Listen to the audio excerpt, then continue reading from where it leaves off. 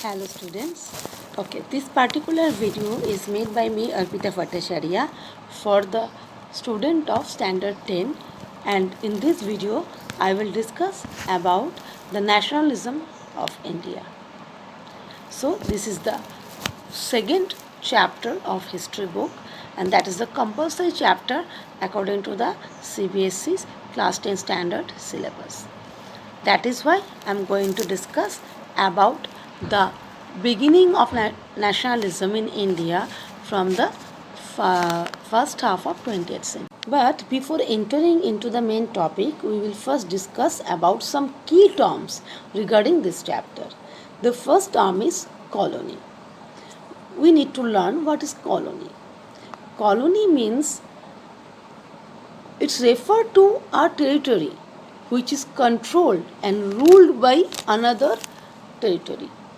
That is, a colony is a territory that is ruled by another country which is more powerful and often located far away from the colony. For example, India was a colony of Britain. Here, definitely, Britain was more powerful and advanced in terms of technology and economy, and that is why, following various means, they start controlling India politically, administratively, and economically, and gradually set up its full control over India and made India a colony of Britain. Here, Britain is far away from India. At the same time, Britain also made colony South Africa. Yes, this country South Africa was a colony of Britain for longer period of time. Here, South Africa is also situated far from Britain. Britain is in Europe, South Africa is in Africa, India is in Asia. So that means the colony is the country or the state which is fully controlled by another country and also exploited in all possible means. So here the country that rule the colony is called metropolitan power or imperial power. So here Britain is the metropolitan power or imperial power, and India or South Africa were the colony of Britain. I hope you understood. The colonies, why colonies were made? Colonies were made so that the metropolitan or imperial power can utilize or exploit the resource of the colonies and to gain the economical benefit. So colonies were made so that metropolitan powers can utilize all the natural resources and human resources of the colony for their own benefit. In the case of India, Britain took control over India and gradually started exploiting all our resources, our wealth and our human resource for their own benefit. And how they did so? By taking our natural resources, by taking raw material from India, they gradually developed their industries. They are already having industrial revolution, but therefore by making India colony and making South Africa colony, they took our gold, silver, wood, coal, iron, our agricultural product like cotton and indigo and many other things as a raw material and utilize in their factories, in their industries, and thus their economy also more and more developed, more and more rich. And our country like India or any other colonies like South Africa or maybe in Vietnam or Myanmar, those colonies, those countries became poorer. Okay, so that is colony. And now we will discuss about the anti-colonial movement, because we in our first chapter, in first paragraph, you know that the nationalism in India sometimes referred as the anti-colonial nationalism. So we will learn about the anti-colonial nationalism. Anti-colonial nationalism arise when the people in the colony became dissatisfied with the state of affair and also want to reform the system. They wanted to make their own government for their own people. That means when the people of colony decided to revolt against the colonial power or metropolitan power and wanted to be free of it and decided to make their own government rather than ruled by other, then this movement or this struggle is called anti-colonial struggle or anti-colonial movement. That is, the freedom struggle of India is called the anti-colonial nationalism. That is why people of India revolted against British imperial power. India's struggle for freedom from British colonial rule is an ideal example of anti-colonial nationalism. Nationalism means the love for your own nation. When the people of a particular territory decided to unify and form their own country with their own government, and they decided to fight for their rights and their freedom, then it's called the nationalism. Though nationalism have various type of definition, but in case here nationalism means love for your own nation and struggle from freedom from the foreign power, and therefore to try to make their own government for their own people rather than ruled by any foreign power. So that is the nationalism over here, and this nationalism is called anti-colonial nationalism because the people of India was fighting against British colonial power. People of India wanted to be free of colonial rule.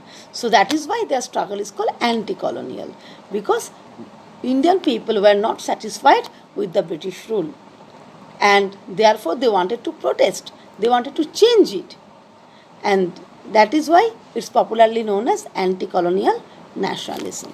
From the First World War, the politics of Indian subcontinent gradually start changing. Why? Because during the First World War, our indigenous economy was shattered brutally. Just because Britain took part in First World War and fought for Allied group, therefore Britain suffered from massive war destruction. And to meet up the war expenses, Britain had to take loan from US. And moreover, Britain had to invest lots of money and other resources in for the maintenance of army. And to meet up this type of economical burden, what Britain did is actually increase the tax upon Indians and tried to extract more and more raw materials from Indian producers in a very less amount of money. And that is why our middle class and lower middle class people were suffering from massive financial crisis. At this point, in various parts of India, crop failed, and crop failed means the crop destroyed due to natural calamity or for the insects. And that is why there was acute food shortage in Indian market. And moreover, the Indian grains were also exported, forcefully exported to the British market so that British soldiers could have their sufficient food. And that is why once there is a food crisis due to the crop failure, moreover, large quantity of food grains were exported in Britain for the meet up the food needs of soldiers. Indian local markets were having acute food crisis. Due to this acute food crisis, various parts of India was struck with famine. And unfortunately, at the same time, people also suffering from influenza. Influenza became epidemic in various parts of the country, even in Bengal or in Mumbai or Bombay or Surat, various parts of the country. So, due to the famine and also the epidemic, as per the 1921 national census, 13 million people died. And do you understand the condition of India during First World War? The financial burden, food crisis caused famine, epidemic, influenza epidemic also caused the death of numerous people. Moreover, British government forcefully recruited young Indian able-bodied villagers to their armed forces against their wish. जबरदस्ती recruit किया जा रहा था in British Royal Army में. And that also create havoc, anger and grievance among the villagers. So in this condition, people were very angry with the government.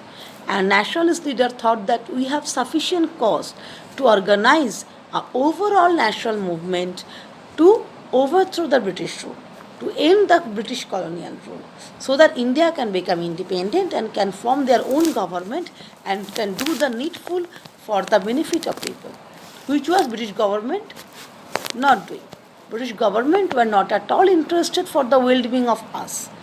They were not at all concerned about the well-being of Indians.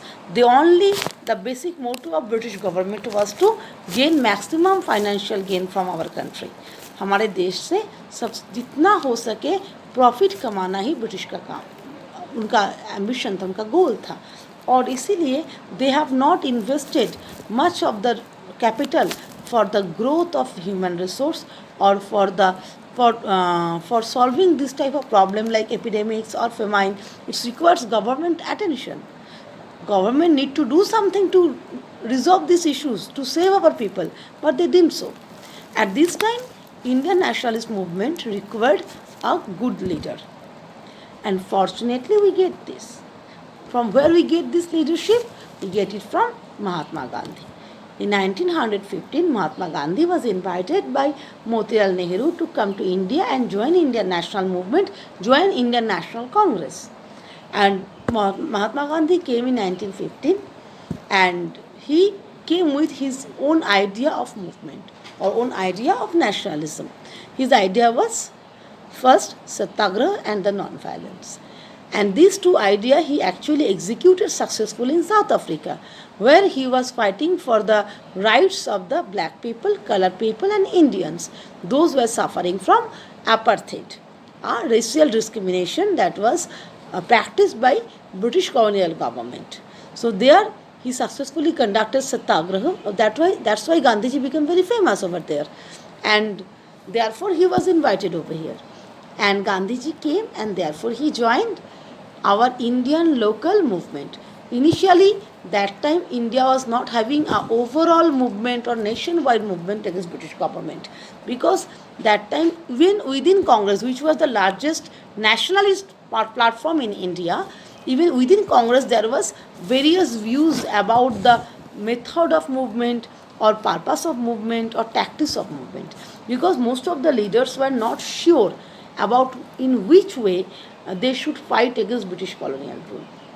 Some said that they should take part in election, provincial elections. They should take part in interim election up to 1921, so that more and more Indian people can take part in the parliamentary action, so that more and more Indian representative can take part in the administrative work. Some said no, we need to organize an overall movement. We should not take part in British Parliament or British administration. Rather, we should work on full freedom or Purna Swaraj. So this type of dilemmas over there. But at the same time, Mahatma Gandhi introduced his method of non-violence and Satyagraha. First in 1916, that is in Champaran, where the indigo cultivators peasants were fighting against the landlords, the moneylenders and British government. There Gandhiji took part in 1916, where he was given the name Bapu, and it was a successful movement, and most of the demands of the peasants were later on fulfilled. And thereafter Gandhiji moved towards Gujarat Khera, where he took part the peasant movement organized by the poor peasant of Khera district of Gujarat, who were actually fighting against the British revenue system, the torture of moneylenders and landlords. And there also he conducted one more Satyagraha in 1917, and therefore in 1918 Gandhiji took part in Ahmedabad mill workers movement, where mill workers were fighting against the mill owners. Those were not giving proper working condition for the workers, not giving proper wages. There was no fixed timing of work. There was no insurance for the workers. In that situation, the mill workers were fighting for their rights against the mill owner, and Gandhiji took part in this. So in his initial era, from 1916 to 18, Gandhiji gave leadership to 3 successful Satyagraha movement. And therefore, in 1919, situation changed. Means the condition of nation became worse.